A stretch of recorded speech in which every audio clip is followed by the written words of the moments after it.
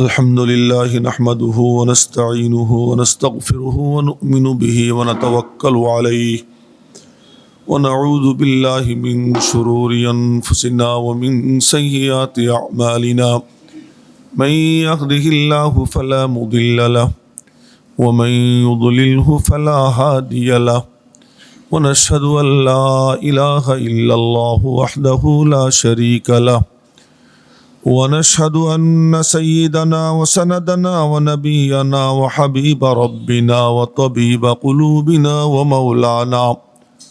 ومولانا محمدا عبده ورسوله صلى الله تعالى عليه وعلى آله وصحبه وبارك وسلم تسليما كثيرا أما بعد فأعوذ بالله من الشيطان الرجيم بسم الله الرحمن الرحيم ألف لام ميم ذلك الكتاب لا ريب فيه هدى للمتقين الذين يؤمنون بالغيب ويقيمون الصلاة ومما رزقناهم ينفقون والذين يؤمنون بما أنزل إليك وما أنزل من قبلك وبالآخرة هم يوقنون أولئك على هدى من ربهم وأولئك هم المفلحون صدق الله مولانا العظيم وصدق رسوله النبي الأمي الكريم ونحن على ذلك لمن الشاهدين والشاكرين محترم حاضرين সূরা বাকারা চলছে। আমরা দুই একটি আয়াতের তর্জমা এবং সংক্ষিপ্ত তাফসিরও আমরা শুনেছি। আগের আয়াতের সঙ্গে পরের আয়াতের মিলটা যদি না বুঝি তাহলে আসল কোরআনে কারীমের যে মূল প্রতিপাদ্য বিষয় থাকে এটা কিন্তু বুঝে আসে না যদি আগে পরের মিলটা ভালো করে লক্ষ্য না করা হয়। সেজন্য যখনই শুরু করব তো পেছনে কি হয়েছে সংক্ষেপে আবার একটু তুলে ধরতে হবে। তাই তুলে ধরব। আমার এক ঘটনা মনে পড়ে গেল। আমরা দেওবন্দে যখন পড়তাম ওই সময় আমাদের এক উস্তাদ ছিলেন হযরত মাওলানা আব্দুল হক আজমি রহমতুল্লাহি আলাই। বাংলাদেশেও আসছেন অনেকবার। তো এই বুজুর্গ উনি বলতেন, ভাই ये जो बात मैं बता रहा हो ये फिर फुला फुला जगह आएगी, वहाँ नहीं बताऊँगा, मैं यहाँ तफसील से बता रहा हूँ। এই জিনিস অমুক অমুক জায়গায় আসবে, সেখানে কিন্তু আর রিপিট করব না। এটা আমি এখন বিস্তারিতভাবে বলতেছি, তোমরা মনে রেখো। এরপরে যখন আবার ওই জায়গায় আসতো তো উনি বলতেন, ভাই मैंने बताया था कि ये बात फुला जगह आएगी, फिर नहीं बताऊँगा, मैंने ये बताया था। তো ये बताया था বলে আবার ওইটা বলতেন। তো একদিন ছাত্ররা বলল, হজরত বছর শেষ, এখন একটু তাড়াতাড়ি করার দরকার। তো উনি বললেন, हाँ भाई मैं अपने फ़ायदे के लिए थोड़ा ही बताता हो, मैं तो तुम्हारे फ़ायदे के लिए बताता हूँ। যে আমার নিজের প্রয়োজনে বলি, তোমাদের প্রয়োজনেই তো আমি বলি। তো ওই কথাটা মনে পড়ল। যেহেতু সূরা বাকারার শুরুতে কিছু আলোচনা আমরা করেছি, সেটা আবার পুরোপুরি রিপিট করব না, সামান্য। আলিফ লাম মিম এর মূল অর্থ আল্লাহই জানেন, আর কেউ জানে না, এটা পরিষ্কার। বাকি এর সম্ভাব্য কিছু ব্যাখ্যা আমরা দিয়েছি, এটার উপরে বিশ্বাস করা কিনা জরুরি না। মূল এর অর্থ হলো যে এর অর্থ কে জানেন? আল্লাহ জানেন, আর কেউ জানেন না। এটা কেমন? আল্লাহ এবং তার রসুলের মধ্যে কিছু সাংকেতিক বিষয়, এটা ওরকম একটা সাংকেতিক বিষয় যেটা আমি দৃষ্টান্ত দিয়ে আপনাদেরকে বুঝাইছিলাম না। যেমন কথার কথা, কোনো এক বড় শিল্পপতি আমার সাথে খুব ভালো ঘনিষ্ঠ সম্পর্ক। তো ঢাকার বাহির থেকে অনেক মাদ্রাসার হুজুররা কালেকশন করতে আসে। তা আমার সাথে যোগাযোগ করে যে হুজুর একটু বইলা দেন অমুকরে। তো তো এখন আমি তার কাছে চিঠি লিখি, আপনি দেন, কিন্তু তার সাথে আমার গোপনে একটা সম্পর্ক যে আমি আপনাকে যখন চিঠি লিখবো তা আসসালামু আলাইকুম রহমতুল্লাহি ওবরাকাতুহু, এই অবরাকাতুহুর উপরে যদি একটা টিক চিহ্ন দেই তো বুঝবেন এর দেওয়া লাগবে। আর যদি টিক চিহ্নটা না থাকে তাহলে মনে করবেন এর কিচ্ছু দেওয়া লাগবে না। কিন্তু সুপারিশ আমার করতে হয়, তাই চিঠি লিখে দিছি। মিয়ানে আশিক ও মাশিকুর মুজিস কেরামান কাতিবিন রাহম খবর নিস। তো আমার মধ্যে আর তার মধ্যে কি চলতেছে এটা আমি জানি, আর সে জানে, আর কেউ জানে না। তো আল্লাহ পাকের তার মাহবুবের সঙ্গে আলিফ লাম মিম দিয়ে যে কি হয়েছে এটা আল্লাহ এবং তার মাহবুব জানে, আর কেউ জানে না। এই হরুফে মুকাত্তাআত গুলো হলো কি এমন। যালিকাল কিতাবু লা রাইবা ফীহ, এই কিতাবের মধ্যে সন্দেহের কোনো অবকাশ নাই। হুদাল লিল মুত্তাকিন, এটা মুত্তাকিনদের জন্য হেদায়েত। মুত্তাকিন দ্বারা কি বোঝানো হয়েছে ভালো করে বুঝবো। মুত্তাকিন দ্বারা হয়তো মুমিনিনে মুত্তাকিন, অথবা মুত্তাকিন দ্বারা হলো যাদের অন্তরে উর্বরতা আছে। কয়টা ব্যাখ্যা বললাম? দুটা। একটা হলো মুত্তাকি মানে মুমিনিনে মুত্তাকিন। তো মুমিনিনে মুত্তাকিনদের জন্য কোরআন শরীফ হেদায়েত, সে তো ঈমান নিয়ে আসছে। ঈমান নিয়ে আসলে কি হবে? তারপরেও গাইডলাইন দরকার। তারপরেও কি দরকার? গাইডলাইন দরকার। আমি যদি ঢাকা শহরে তো আসি কত বছর হয়ে গেল, প্রায় 30 বছর পার, 40 বছর পার হয়ে গেছে। 40 বছর পার হয়ে গেছে, ঢাকা শহরে আসছি, এখনো ঢাকা শহরের সব অলিগলি আমি চিনি না। এখনো আমার কি দরকার? গাইড বুক দরকার, যে ঢাকা শহরের কোনখানে কি আছে না আছে। যে মুমিন মুত্তাকি ঈমান নিয়ে আসছে, ঈমান নিয়ে আসার পরেও আল্লাহ পাকের দেওয়া পথে চলতে হলে তার জন্য গাইডলাইন দরকার। এই জন্য তার জন্য এই কোরআনে কারীম কি গাইড বুক। এটা দেখে দেখে সে কি করবে? চলবে। হুদাল লিল মুত্তাকিন, যদি মুত্তাকিন দ্বারা মুমিন মুরাদ হয়। আর যদি মুত্তাকিন দ্বারা মুরাদ হয় যার অন্তরে উর্বরতা আছে, তাহলে এই মুত্তাকি দ্বারা কাফের মুরাদ, মুশরিক মুরাদ। যে মুশরিকের অন্তরের মধ্যে উর্বরতা আছে, এই কোরআনে কারীম যখন তার সামনে পেশ হবে তো আল্লাহ পাক তাকে হেদায়েতের দৌলত নসিব করে দিবেন। হুদাল লিল মুত্তাকিন। আল্লাযীনা ইউমিনুনা বিল গায়ব, এটা মুত্তাকির গুণ। যে মুত্তাকি কাকে বলে? যে গায়েবের উপর ঈমান আনে। তো ঈমান আনে এবং নামাজকে ঠিকঠাক করে এবং আমার দেওয়া রিজিক হতে ব্যয় করে। ও ভাই খুব লক্ষ্য করব, ওয়ামিম্মা রাযাকনাহুম ইউনফিকুন, আমার দেওয়া রিজিক হতে কিছু ব্যয় করে, যেটা গত শুক্রবারে আমি ব্যাখ্যা করছি। আমার দেওয়া রিজিক হতে কি করে? কিছু ব্যয় করে। সব দিয়ে তারপরে কয় দূর কি করলাম, ওই দান করা নিষেধ। ওই দান উত্তম, মা কানা আন যহরি বেনান, যেটা দান করার পরে আক্ষেপ হয় না, ওই পরিমাণ দান করা উচিত। যে পরিমাণ দান করার পরে আক্ষেপ হয়, তাহলে যা দান করছে ওই দানটা তার বরবাদ হয়ে যায়। এই জন্য দান করবে অতটুকু যতটুকু করার পরে তার আর কি হবে না? আক্ষেপ হবে না, কপাল চাপড়াবে না, কি করলাম এরকম হা হুতাশ করবে না, অতটুকু দান করবে। এক। দ্বিতীয় কথা এখান থেকে বুঝে আসে, ওয়ামিম্মা রাযাকনাহুম, আমি যে রিজিক দিছি তা থেকে, তার মানে তোমার না আমার। তো সে মনে মনে ভাবে সম্পদ আমার না, সম্পদের আসল মালিক কে? ওয়ামিম্মা রাযাকনাহুম ইউনফিকুন, আমার দেওয়া রিজিক হতে কিছু ব্যয় করে। সে মনে মনে ভাবে এ তো আমার কাছে আমানত, আমার নিজের না। উসি কি দি হুই হ্যায়, তারই দেওয়া, উর্দুতে বলে উসি কি দি হুই হ্যায়। এক কবি বলে, জান আগার দি তো দি হুই উসি কি হ্যায়, হক তো ইয়ে হ্যায় कि হক আদা না হুয়া। যদি আমি জীবনটা দিয়েই দেই তো জীবনটা কার দান? কে দিছে আমার জীবন? আমারে কে দিছে? তা আমি কি আমার কিছু দিলাম না আল্লাহটা দিলাম? তো সম্পদ যদি আমি কিছু দেই, এটা কি আমারটা দিলাম না আল্লাহটা দিলাম? তো আল্লাহটা দিয়ে আবার আমার বড়াই কিসের যে আমি দিছি? যার অন্তরে এটা থাকে যে আমি আল্লাহর দেওয়া রিজিক হতে ব্যয় করছি, সে আর কিসে আসে না? অহংকারে আসে না।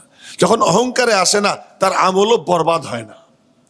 আর যখনই তার অন্তরে এটা আসে আমি দিলাম, এরকম একটা ভাব চলে আসে, তখন ওই দান আর দান থাকে না, ওইটা বরবাদ হয়ে যায়, আমলের সব বলতে কিচ্ছু পায় না। এজন্য মানসিকতা কি হবে? ওমিম্মা রাযাকনাহুম ইউনফিকুন, আল্লাহ তোমার দেওয়া রিজিক হতে আমি কিছু দিলাম। আবার তুমি শুধু আমার কাছে দিছো, আমার জন্য না। ওয়াজআলাকুম মুস্তাখলাফিনা ফীহ, আল্লাহ পাক বলেন এই আমি যে রিজিক দিছি ওই রিজিক দিয়ে তোরে আমি খলিফা বানাই দিছি। খলিফা বানাই দিছি মানে তোরে আমি আমার ফকির বান্দা গরিব বান্দাদের জন্য তোরে আমি আমার পক্ষ থেকে খলিফা বানিয়ে দিলাম। আমি ওদেরকে সরাসরি না দিয়া আমার ওদের যে ভাগ সেই ভাগ আমি আল্লাহ তোর মালের মধ্যে দান করে দিলাম। অন্য এক আয়াতে আল্লাহ পাক বলেন সূরা জারিয়াতের মধ্যে 26 পারায়, অফি আমওয়ালিহিম হাক্কুন, যে ও মিয়া তোমারে আমি কোটিপতি বানাইছি, তোমার মালের মধ্যে অধিকার কার জন্য?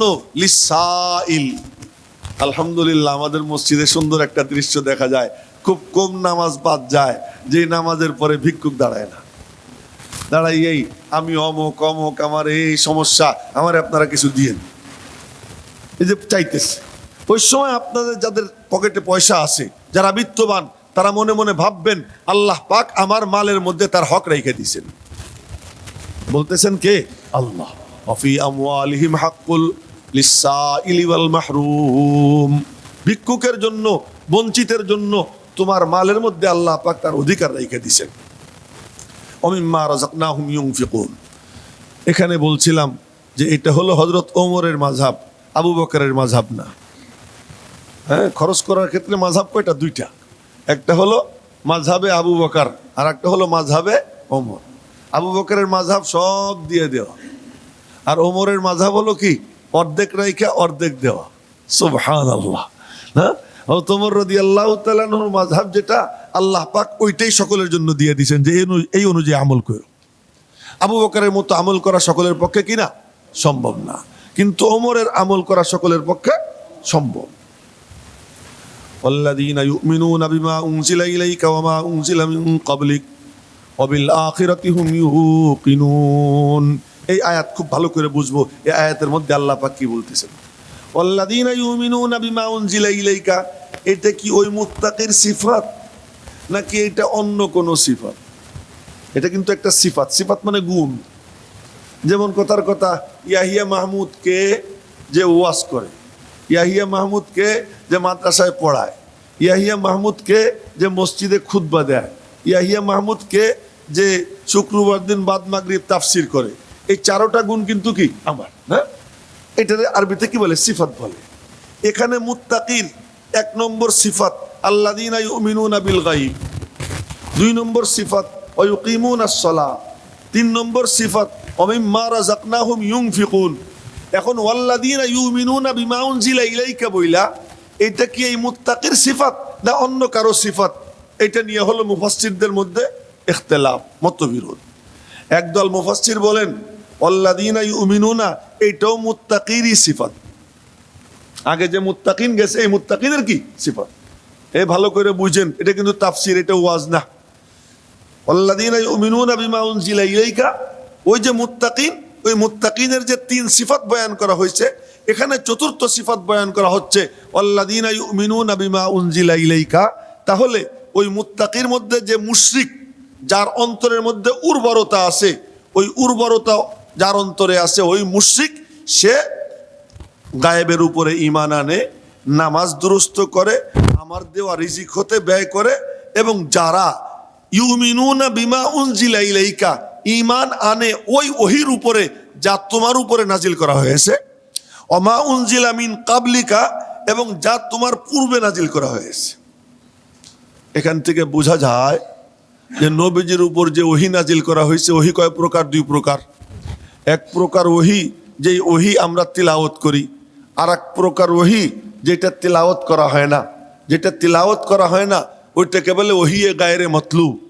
ওই ওহিয়ে গায়রে মতলু এটা আবার 2 প্রকার। মতলু মানে তিলাওয়াতকৃত, যেটা তিলাওয়াত করা হয়, যেটা রিডিং পড়া হয়, এটারে কি বলে? মতলু। আর যেটা তিলাওয়াত হয় না এটারে কি বলে? গায়রে মতলু। এই গায়রে মতলু যেটা, এটা আবার 2 প্রকার। একটা হলো যেটা নাকি নবীজি বলতে সময় নবীজির কাছে মনে হয়তো আমিই বলতেছি, কিন্তু ঢাইলা দিছেন আল্লাহ। আর একটা হলো নবীজির বলতে সময় মনে হইতো আমি না, আল্লাহ বলতেছেন আমার জুবান দিয়ে বের হইতেছে। বলতেছেন আল্লাহ আর বের হইতেছে কি আমার জুবান দিয়া। এটাকে বলে কি হাদিসে কুদসি। এই হাদিসে কুদসি আর এমনে হাদিস, এইটা হলো ওহিয়ে গায়রে মতলু। তো আল্লাযীনা ইউমিনুনা বিমা উনজিলা ইলাইকা মানে আপনার উপর যে ওহী নাজিল করা হয়েছে তার উপরে ঈমান আনে, চাই সে ওহী তিলাওয়াত হোক বা না হোক। তার মানে কোরআন সুন্নাহ। তার মানে কি কোরআন সুন্নাহ। কোরআন শরীফের উপরও ঈমান আনে, হাদিসের উপরে কি আনে ঈমান আনে। ওহী চাই মতলু হোক আর গায়রে মতলু হোক, এর উপরে সে ঈমান আনে। ওমা উনজিলা মিন ক্বাবলিক, এবং যা আপনার পূর্বে নাজিল করা হয়েছে তার উপরে ঈমান আনে। সেই পূর্বে নাজিল করা হয়েছে কি ইন্না আনজালনাত তাওরাতা ফিহা হুদাও ওয়া নূর ওয়া আতাইনাহুল ইনজিল ফিহি হুদাও ওয়া নূর ওয়া আতাইনা দাউদা যাবুরা। 3 আয়াত পড়লাম। 3 আয়াতের মধ্যে আল্লাহ পাক বলেন ইন্না আনজালনাত তাওরাতা ফিহা হুদাও ওয়া নূর, তাওরাত নাজিল করেছি আমি, তার মধ্যে হিদায়াত আছে, নূর আছে। ওয়া আতাইনাহুল ইনজিলা ফিহি হুদাও ওয়া নূর, আমি ঈসাকে ইনজিল দিছি, তার মধ্যে হেদায়েত এবং নূর আছে। ওয়া আতাইনা দাউদা যাবুরা, এবং দাউদকে আমি জাবুর দিয়েছি, তার মধ্যেও আমি হেদায়েত এবং নূর রেখে দিছি। এই 3খান বড় বড় কিতাব। ছোট ছোট কিতাব আরো আছে, সুহুফি ইব্রাহিম ও মুসা, ইব্রাহিমের সহিফা, মুসা আলাইহিস সালামের সহিফা, আরো অনেক কি ছোট ছোট কিতাব আল্লাহ তাআলা কি দিছেন। মোট যার সংখ্যা হলো 104 খান। তো সে কোরআনের উপরও ঈমান আনে এবং বাকি 103 কিতাবের উপরও ঈমান আনে। এবার লক্ষ্য করেন, তাহলে বোঝা গেল কি যে মুমিনের গুণ কি, আপনার উপরে যে ওহী নাজিল করা হয়েছে তার উপরে ঈমান আনবে এবং আপনার পূর্বের উপরে ঈমান আনবে, আপনার পরের উপরে ঈমান আনার দরকার নাই। কথাটা কি ক্লিয়ার হয়েছে?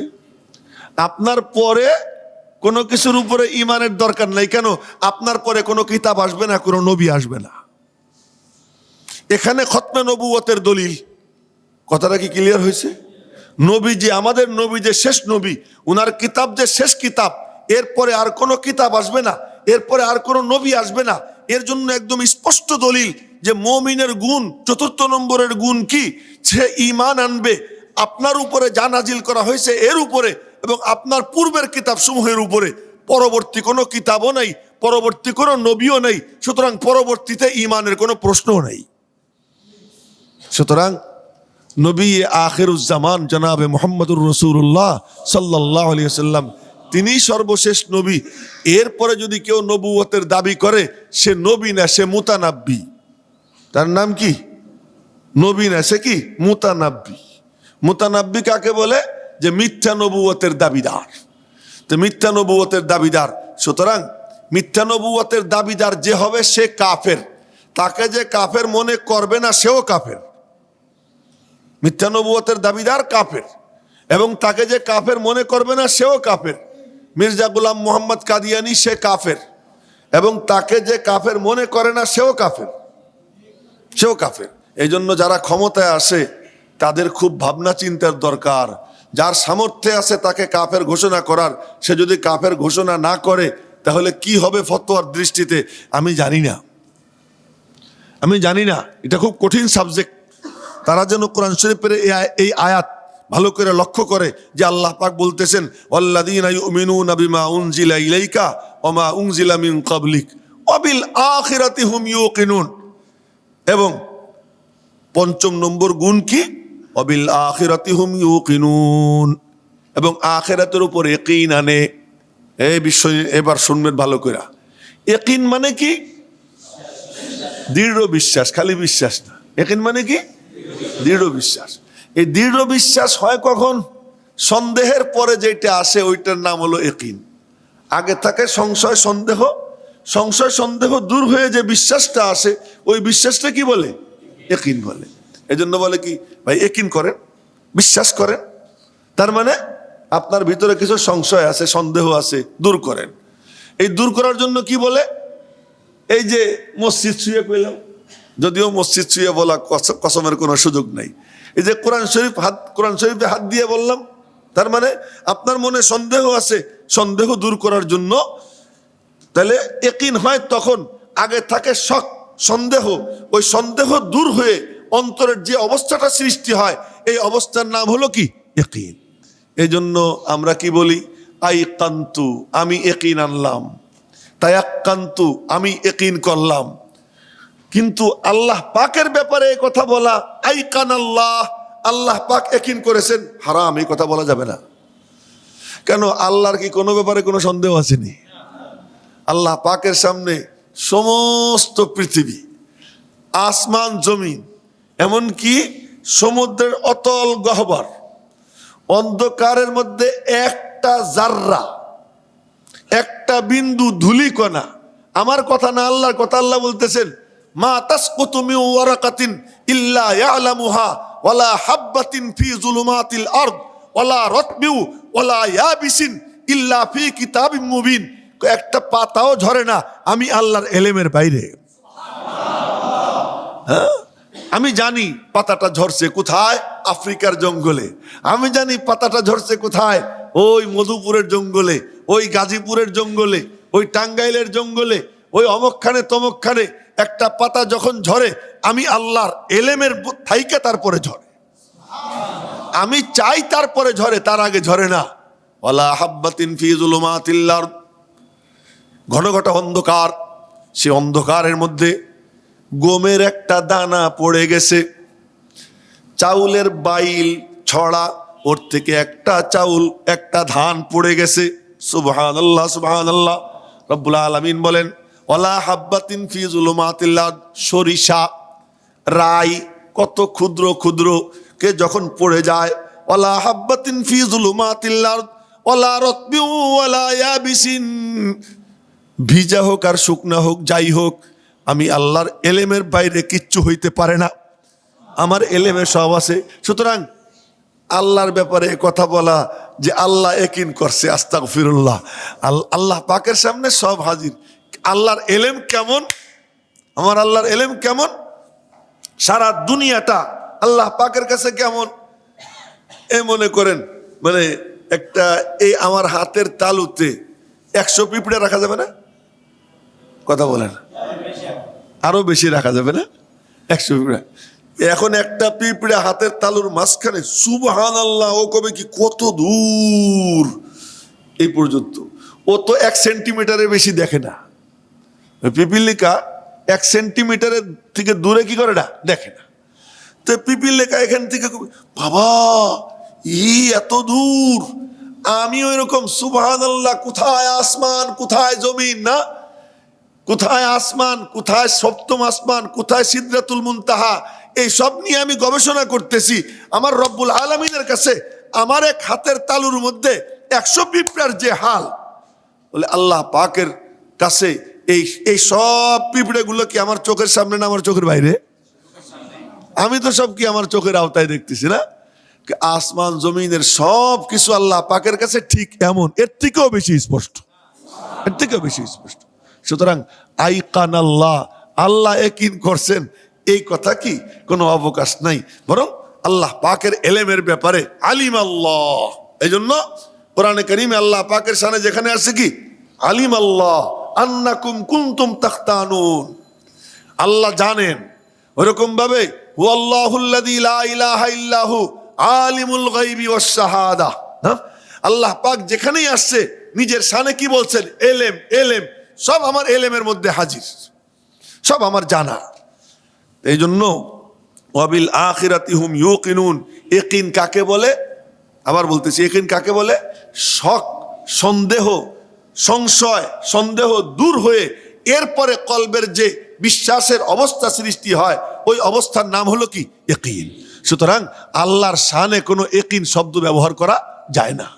আল্লাহ পাকের ব্যাপারে কি বলা যায়? আলিমা, আল্লাহ জেনেছেন, আল্লাহ জানেন। ইয়ালামু মা বাইনা আইদিহিম ওয়া মা খালফাহুম, আল্লাহু লা ইলাহা ইল্লা হুয়াল হাইয়ুল কাইয়্যুম, লা তাখুযুহু সিনাতুন ওয়া লা নাওম, লাহু মা ফিস সামাওয়াতি ওয়া মা ফিল আরদ, মান যাল্লাযী ইয়াশফাউ ইনদাহু ইল্লা বিইذনি। ইয়ালামু, আল্লাহ জানেন। যেখানেই আসছে আল্লাহ পাকের শানে সেখানে কি? ইয়ালাম, ইয়ালাম। আল্লাহ পাক রব্বুল আলামিন আমাদেরকে বুঝবার তৌফিক দান করেন না। ওয়াল্লাযীনা ইউমিনুনা বিমা উনজিলা ইলাইকা ওয়া মা উনজিলা মিন ক্বাবলিক, এবং যারা ঈমান আনে যা আপনার উপর নাজিল করা হয়েছে তার উপর, এবং যা আপনার পূর্বে নাজিল করা হয়েছে তার উপর, ওয়া বিল আখিরাতি হুম ইউকিনুন, এবং আখিরাতের উপর তারা ইয়াকিন করে, বিশ্বাস করে। ও ভাই, ইয়াকিন দুই প্রকার না তিন প্রকার। একটা হলো ইলমুল ইয়াকিন, আর একটা হলো আইনুল ইয়াকিন, আর একটা হলো হক্কুল ইয়াকিন। কয়টা? তিনটা। মনোযোগ দিয়ে শুনেন। একটা হলো কি? ইলমুল ইয়াকিন। আমি মানে কিতাবে পড়ছি, কোরআন শরীফে পড়ছি, এ সম্পর্কে জানছি, এলেম আসছে, এই ইলমুল ইয়াকিন আমার আইছে। এখন আমার কাছে একজন বলল, চা কাকে বলে? চা এমন এমন এমন, চা এমন এমন এমন বলল। আমি চার ব্যাপারে ইয়াকিন করলাম, এই ইয়াকিনটা হলো কি? ইলমুল ইয়াকিন। এরপর হুজুর এই যে চা দেখলাম, এটা হলো কি? আইনুল ইয়াকিন। আমারে বলছে, হুজুর চা খাইলে না পুরো শরীর চাঙ্গা হয়ে যায়। হ্যাঁ, শরীরের মধ্যে কি আসে? অন্যরকম একটা ফুর্তি আসে, মেজমেজানি ভাব দূর হয়ে যায়, শরীরের মধ্যে একটা ফুরফুরে ভাব চলে আসে, মস্তিষ্কটা সতেজ হয়ে যায়। এসব গাল গল্প আমারে দিয়ে ওয়াজ করছে একজন চা বিক্রেতা না। সেই ওয়াজ টোয়াজ শুনে আমার ইলমুল ইয়াকিন হয়েছে। এরপরে যখন চা দেখাইলো, চোখ দিয়ে দেখলাম, আইন মানে চোখ, আইন মানে কি? চোখ। এখন চোখ দিয়ে দেখলাম, এখন হলো কি? আইনুল ইয়াকিন। কিন্তু এখনো আসল ইয়াকিন হয় নাই। আসল ইয়াকিনটা কি? চা যখন খাইলাম, এখন দেখি বাহ কি চমৎকার, এটাতে বলে হক্কুল ইয়াকিন। এটা হলো কি? হক্কুল ইয়াকিন। ইলমুল ইয়াকিন, আইনুল ইয়াকিন, হক্কুল ইয়াকিন। আমরা যা শুনি নবীজি বলছেন, এর উপরে কি আছে? ইলমুল ইয়াকিন আসে। এরপরে যেদিন দেখবো তখন হবে কি? আইনুল ইয়াকিন। আর যখন ঢুকবো তখন হবে কি? হক্কুল ইয়াকিন। না কথা? ওয়াবিল আখিরাতি হুম ইউকিনুন। কিন্তু ইলমুল ইয়াকিনের চর্চা যখন কেউ করতেই থাকে, এটা নিয়ে গবেষণা করতে থাকে, চিন্তা ভাবনা করতে থাকে, ভাবনা চিন্তা আর অন্য কিচ্ছু নাই, শুধু এইটাই ভাবনা। এজন্য অনেক কাহিনী পাওয়া যায়, যে ইমামে আজম আবু হানিফা রহমতুল্লাহ আলাই আল্লাহ পাককে 100 বার স্বপ্নে দেখছেন না। আমরা শুনি, বললে পরে আহলে হাদিসরে কয়, দেখো হুজুর গাঁজা খাইয়া তাফসির করতেছে না, যে এ বলে স্বপ্নে দেখে। ও তো এই জগতে আসে নাই, এর সম্পর্কে ওর কোনো আইডিয়া নাই, ও বুঝবে কেমনে? কেউ যখন কোনো কিছু ভাবতে থাকে, জল্পনা কল্পনা করতে থাকে, তখন সে তার মানসপটে ওইটা দেখতে থাকে, চোখ বন্ধ করলে ওইটা তার চোখের সামনে ভাসতে আরম্ভ হয়ে যায়। ইমামে আজম আবু হানিফা রহমতুল্লাহ আলাই তিনি যখন আল্লাহকে নিয়ে এরকম ভাবতেন, ভাবতে ভাবতে ঘুমাইতেন, তো ঘুমের মধ্যে তিনি দেখতেন যেন আল্লাহকে তিনি দেখতেছেন। এটা হলো ভাবতে ভাবতে। এক আজীব ঘটনা আছে, হযরত হাসান বসরি রহমতুল্লাহ আলাই। হাসান বসরির নাম শুনছেন না? হাসান বসরি হযরত আলী রাদিয়াল্লাহু তাআলা আনহুর ছাত্র, হযরত আনাস ইবনে মালিকের ছাত্র। হযরত হাসান বসরি রহমতুল্লাহ আলাই বহুত বড় বুজুর্গ তাবিঈ ছিলেন। উনি একদিন শেষ রাত্রে তাহাজ্জুদের নামাজের জন্য উঠছেন। তার নামাজের জন্য উঠে তাহাজ্জুদ পড়বেন। এখন দেখেন কি, যে একজন তাহাজ্জুদ পড়তেছে, জোরে জোরে কেরাত পড়ে তাহাজ্জুদ পড়তেছে। তো উনি ভাবলেন যে খামাখা একা একা কেন পড়বো, ওর সঙ্গে জামাতেই পড়ি। আল্লাহু আকবার করে জামাতে দাঁড়াইছেন। এখন দেখেন কোরআন শরীফ পড়া একটু এলোমেলো। উনি তো খুব উন্নত মানের কারি, এখন যে পড়তেছে গলত চলত তা না। যেমন কথার কথা, আমি যদি পড়া শুরু করি, তো হারাম শরীফের ইমাম সাহেব যদি আমার পিছনে নামাজ পড়তে দাঁড়ান, তার নামাজের মধ্যে মনে মনে বলবেন এটা কি পড়ে না। অথচ আমার পড়ার কতজন প্রশংসা করে, তাই না? কিন্তু ওনার কাছে মনে হবে কি, এটা কোনো পড়া হইল। ওনার মান হিসেবে আমার পড়া কি অনেক নিচের। তো ওইরকম ভাবে হাসানে বসরি রহমতুল্লাহ আলাইহির দৃষ্টিতে ওই পড়াটা একটু নিম্নমানের। তো উনি মনে মনে বললেন, দূর, চাইছিলাম জামাতে পড়বো, এখন তো দেখি মেজাজ খারাপ হইতেছে। তো নিয়ে ছেড়ে দিয়ে পরে একা একা তাহাজ্জুদ পড়ছে। একা একা তাহাজ্জুদ পড়ার পরে যার পিছনে পড়ছিলেন তার নাম হলো হাবিবে আজমি। নাম কি? হাবিবে আজমি। আজম মানে হলো অনারব, আজম মানে অনারব। তো অনারব যে ব্যক্তি বুজুর্গ, তার নাম হাবিব। হাবিবে আজমের পিছনে নামাজ পড়ছেন, নামাজ ছাইড়ে দিয়ে একা একা পড়ছেন। এরপরে দেখলেন মাশাল্লাহ ফজরের নামাজের আজান দিতে তো বেশ সময় বাকি আছে, তো একটু ঘুমাই নেই। আবার হাসান বসরি ঘুমাই পড়ছে। ঘুমের মধ্যে স্বপ্নে দেখেন আল্লাহ পাকের সঙ্গে দেখা, আল্লাহ পাকের সঙ্গে দেখা। তো দেখা হওয়ার পরেই বলতেছে, আল্লাহ আপনার কাছে সবচেয়ে প্রিয় আমল কোনটা, আপনার কাছে সবচেয়ে মাহবুব আমল কোনটা? তো আল্লাহ পাকের পক্ষ থেকে বলা হলো, হাসান হাবিবে আজমের পিছনে নামাজ পড়া আমার কাছে খুব প্রিয়। তোমার কাছে তার কেরাতটা একটু এলোমেলো মনে হয়েছে, কিন্তু আমার কাছে তার কেরাত খুব মজা লাগে, ওর কেরাত আমার কাছে খুব মজা লাগে। তো হাসানে বসরি রহমতুল্লাহ আলাই দেখছেন না। এখন এরকম ব্যাপার সেবার ইমাম আহমদ ইবনে হাম্বল রহমতুল্লাহ আলাই 100বার দেখছেন আল্লাহ তাআলাকে, 100বার। কেমনে দেখছেন?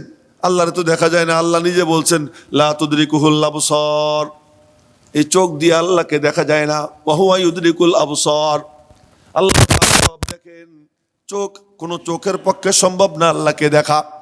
তো এরপরে আবার আহমদ ইবনে হাম্বল 100বার কেমনে দেখে? বলে যখন কেউ জল্পনা কল্পনার জগতে ঢুকে পড়ে, আর কোনো গবেষণা নাই, গবেষণা একটাই, আল্লাহ আল্লাহ আল্লাহ আল্লাহ আল্লাহ আল্লাহ। যেদিকেই তাকায় আমার আল্লাহর কুদরত, যেদিকেই তাকায় আল্লাহর আয়াত, যেদিকেই তাকায় আল্লাহর নিয়ামত, যেদিকেই তাকায় আল্লাহ আল্লাহ আল্লাহ। ভিতরে বাইরে ডাইনে বামে উপরে নিচে আসমানে জমিন, যেদিকেই তাকায় আল্লাহ আল্লাহ আল্লাহ। এই গবেষণা যে করতে থাকে আর কোনো কিছুই তার চোখে পড়ে না। সে যখন চোখ বন্ধ করে আল্লাহকে সে দেখতেছে, আল্লাহকে দেখতেছে, আল্লাহ পাক তার কলবে এমন হাল পয়দা করে দেয়। তো এখন এই যে অবস্থা, এই জল্পনা কল্পনা, এই জল্পনা কল্পনার দ্বারা হালটা কেমন পয়দা হয়ে যায় না। এবং এটা হলো আমার একিন করা না করা কিছু আসে যায় না, এটা যার ব্যাপার সে বুঝুক না। কারি ইব্রাহিম সাহেব রহমতুল্লাহ আলাই নামাজে দাঁড়াইয়া সামনে 2 হাত এরকম বাড়াই দিতেন, এইরকম মনে হয় যেন কাউকে জড়াইয়া ধরতেছেন, জড়াইয়া ধরতেছেন। এই উজানির কারি ইব্রাহিম সাহেব রহমতুল্লাহ আলাই। তো একদিন সাগরেদরা জিজ্ঞেস করছে, হজরত এই নামাজের মধ্যে দাঁড়াইয়া এমন করেন কি ব্যাপার? আর কাছে মনে হয় আর আল্লাহ আর সামনে দাঁড়াই রয়েছে, আমার কাছে মনে হয় যে আমার আল্লাহ আমার সামনে দাঁড়াই রয়েছে। এই জল্পনা কল্পনা। মেরে মোহতারাম ভাইও, কথা অনেক দূর চলে গেছে।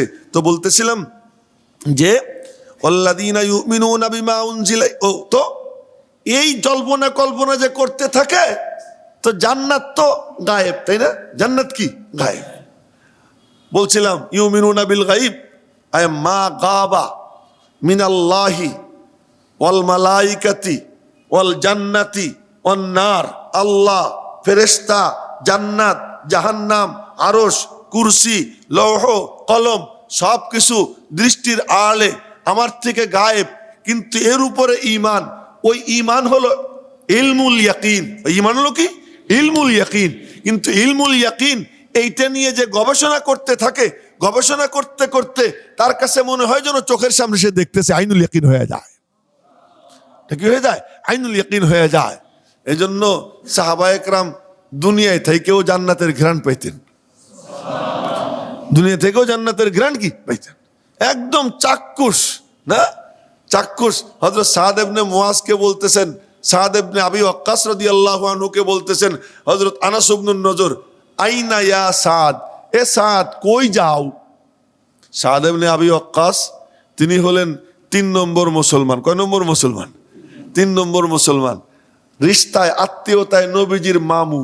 নবীজি বলতেন, এই যে আমার একটা মামা, পারলে এমন একটা মামা তোমরা দেখাও তো। সাদ ইবনে আবি ওয়াক্কাস আল্লাহর রাস্তায় সর্বপ্রথম তীর নিক্ষেপকারী। এই সাদ ইবনে আবি ওয়াক্কাস রাদিয়াল্লাহু তাআলা আনহুকে বলতেছেন আনাস ইবনুন নজর, আইনা ইয়া সাদ, এ সাদ কোথায় যাইতেছো? ইন্নী আজিদু রিহাল জান্নাতি মিন ওয়ারাই উহুদ।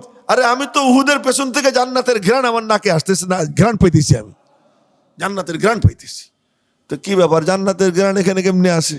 না, জান্নাতের ঘ্রাণ কেমনে আসে? ওই জল্পনা কল্পনা করতে করতে করতে করতে আল্লাহ পাক তার মধ্যে ওই রকম এহসাস পয়দা করে দিয়েছেন, অনুভূতি পয়দা করে দিয়েছেন, মনে হয় যেন জান্নাতের নাজ ও নিয়ামতের ঘ্রাণ তার নাকের সঙ্গে লেগে আসে। না, ওয়াবিল আখিরাতি হুম ইউকিনুন। আর যেদিন যাবে না, যেদিন যাবে সেদিন কি হক্কুল ইয়াকিন, ইয়াকিনটা একেবারে কি বাস্তবায়ন হয়ে যাবে না। এখন আমাদের দায়িত্ব কি? ইলমুল ইয়াকিন। কি দায়িত্ব? ইলমুল ইয়াকিনের পরে এরপরে কাম কি? কাম হলো এইটা নিয়ে গবেষণা করা। মুমিনদের বৈশিষ্ট্য এটা, সে কি গবেষণা করবে। এই শুধুমাত্র শুনবে আর বিশ্বাস করবে এতটুকু না, তোমার গবেষণা করা তোমার দায়িত্ব। কোরআনে কারীম সূরা আলে ইমরানের শেষে, সূরা নিসার একটু আগে, ইন্না ফি খালকিস সামাওয়াতি ওয়াল আরদি ওয়া ইখতিলাফিল লাইলি ওয়ান নাহার লাআয়াতিল লিউলিল আলবাব আল্লাযীনা ইয়াযকুরুনাল্লাহা কিয়ামান ওয়া কুউদান ওয়া আলা জুনুবিহিম ওয়া ইয়াতাফাক্কারুনা ফি খালকিস সামাওয়াতি ওয়াল আরদ রব্বানা মা খালাকতা হাযা বাতিলা সুবহানাকা ফাকিনা আযাবান নার। আল্লাহ পাক বলেন, আসমান ও জমিনের সৃষ্টি, ইন্না ফি খালকিস সামাওয়াতি ওয়াল আরদ, আসমান ও জমিনের সৃষ্টির মাঝে, ইখতিলাফিল লাইলি ওয়ান নাহার, দিবারাত্রির পরিবর্তনের মাঝে, লাআয়াত লিউলিল আলবাব, যাদের মাথায় ঘিলু আছে তাদের জন্য অনেক নিদর্শন, অনেক নিদর্শন। বলে ঘিলু কার মাথায়? ডক্টরদের মাথায়। ঘিলু কার মাথায়? বুদ্ধিজীবীদের মাথায়। আল্লাহ কয় না না না, ঘিলু তার মাথায় আল্লাযীনা ইয়াযকুরুনাল্লাহা কিয়ামা। কি করে দাদা হয়ে যান? আল্লাযীনা ইয়াযকুরুনাল্লাহা কিয়ামা, ওই যে একজন তো মুরাকাবায় যে বসছে তো বসছেই, আর কোনো খবর নাই। হ্যাঁ, আল্লাযীনা ইয়াযকুরুনাল্লাহা কিয়ামা, যারা আল্লাহর জিকির করে দাঁড়িয়ে দাঁড়িয়ে। বুদ্ধিজীবীর সংজ্ঞা দিতেছেন কে? আল্লাহ। বুদ্ধিমানের সংজ্ঞা দিচ্ছেন কে? আল্লাহ। আল্লাযীনা ইয়াযকুরুনাল্লাহা কিয়ামা, যারা আল্লাহর জিকির করে দাঁড়িয়ে দাঁড়িয়ে, নামাজ আদায় করে দাঁড়িয়ে দাঁড়িয়ে। যখন শারীরিক সামর্থ্য তার ঠিক থাকে দাঁড়াইয়া দাঁড়াইয়া নামাজ পড়ে। ওয়া কুউদা, একটু ক্লান্তি লাগে নফল নামাজ বইসে বইসে পড়ে, অথবা অসুস্থ হয় ফরজ নামাজও বসে বসে পড়ে। ও আলা জুনুবিহিম, এবং যখন একেবারে ক্লান্তির শেষ প্রান্তে, বয়োবৃদ্ধের কারণে একেবারে বিছানায় শুয়ে পড়ছে, কিন্তু শুয়ে শুয়েও নামাজ বাদ দেয় না। ও আলা জুনুবিহিম, কায় থুয়া শুয়া শুয়া আল্লাহর ইবাদতে রত, ওই সময়ও সে জিকির করতেছে, নামাজ পড়তেছে। আর ওয়াতাফাক্কারুনা ফি খালকিস সামাওয়াতি ওয়াল আরদ, আসমানের দিকে তাকায়, মনে মনে বলে এত বিশাল আসমান কেমনে দাঁড়াইয়া রয়েছে, আমার আল্লাহ দাঁড় করাইয়া রাখছেন। এত বিশাল জমিন আল্লাহ পাক স্থির রাখছেন। আমরা সাধারণ একটা জিনিসকে, একটা ঘরকে স্থায়ী রাখতে, স্থির রাখতে, একটা প্যান্ডেলকে স্থির রাখতে কতগুলো খুঁটি লাগাই। আল্লাহ পাক রব্বুল আলামিন এই আসমানটাকে কেমনে রেখে দিয়েছেন খুঁটি ছাড়া, এই জমিনটাকে কেমনে রেখে দিয়েছেন, কি চমৎকার ভাবে আসে। কত কোটি কোটি মনের বোঝা জমিনের উপর পড়ে। এক একটা রাস্তার উপর কত লক্ষ লক্ষ টন ডেলি আসা যাওয়া করতেছে। কি ধৈর্য, কি সহ্য এই জমিনকে আল্লাহ দিয়ে দিয়েছেন। এই গবেষণা করে আর বলে রব্বানা মা খালাকতা হাযা বাতিলা, আল্লাহ তুমি একটাকেও অনর্থক বানাও নাই, সবগুলো আমার উপকারের জন্য বানাইছো, আমাদের খেদমতের জন্য বানাইছো। গবেষণার ফলাফল কি? কলম বানায় কয় না। গবেষণার ফলাফল কি? এরোপ্লেন বানায় কয় না। গবেষণার ফলাফল সুবহানাক ফাকিনা আযাবান নার, এ আল্লাহ তুমি পুত পবিত্র, তোমার নেয়ামতের শুকর আদায় না করলে তো তার জন্য জাহান্নাম। আমাকে তোমার নেয়ামতের আব্দে শাকের বানাও, শুকরগুজার বানাও। শুকরগুজার বানাইয়া আমাকে তুমি জাহান্নাম থেকে মুক্তির সনদ দিয়ে দাও। এরা হলো গবেষক। এরা হলো কি? গবেষক। এদের কথা বলা হয়েছে যে শুধুমাত্র ইলমুল ইয়াকিন নিয়ে বসে থাকবা তা না, তুমি কি করো? ফিকির করো, গবেষণা করো। এই গবেষণা করলে আল্লাহ পাক তোমাকে ফলাফল পর্যন্ত পৌঁছবার তৌফিক দিয়ে দিবেন। গবেষণা করো। ওয়াবিল আখিরাতি হুম ইউকিনুন। এখন ওয়াল্লাযীনা ইউমিনুনা বিমা উনজিলা ইলাইকা ওয়া মা উনজিলা মিন ক্বাবলিকার আরেক তাফসীর আছে। ওই তাফসীর আগামী শুক্রবারের জন্য বরাদ্দ, কিন্তু আগামী শুক্রবার না, আগামী বৈঠকের জন্য বরাদ্দ, তাও বলে রাখতেছি। কারণ হলো যে ওই দিন ফোন করছে নানুপুরের পিসাব, বড় মানুষে ফোন করলে কি করি, আমি বললাম যে আমার তো এরকম শুক্রবারে তাফসীর। তা কয় যে পিসাব বলতেছে তার সাথে আর একজন নারায়ণগঞ্জে গিয়ে মাগরিব পড়তে হবে আগামী শুক্রবারে। তো এখন ওটা আর আমি না করতে পারিনি, এজন্য আপনারা মনে কষ্ট নেবেন না, আগামী শুক্রবার আমার ছুটি দিয়ে দেন। আগামী শুক্রবার ইনশাআল্লাহ, পরের শুক্রবারে আবার দেখা হবে, পরের শুক্রবারে দেখা হবে। এবং তখন আমরা ওয়াল্লাযীনা ইউমিনুনা বিমা উনজিলা ইলাইকার যে ভিন্ন তাফসীর কি, সে ভিন্ন তাফসীর, দ্বিতীয় তাফসীর আমরা আলোচনা করব ওয়াল্লাযীনা ইউমিনুনার। যদি আল্লাহ পাক তৌফিক দান করেন, আল্লাহ পাক সকলকে নেক হায়াত দান করেন, আমাদেরকে আবার আগামী মজমায় জমবার তৌফিক দান করেন। আমিন। ওয়া আখিরু দাওয়ানা আনিল হামদুলিল্লাহি রাব্বিল আলামিন। সুবহানাল্লাহি ওয়া বিহামদিহি, সুবহানাকাল্লাহুম্মা ওয়া বিহামদিকা, আশহাদু আল্লা ইলাহা ইল্লা আনতা, আস্তাগফিরুকা ওয়া আতুবু ইলাইক।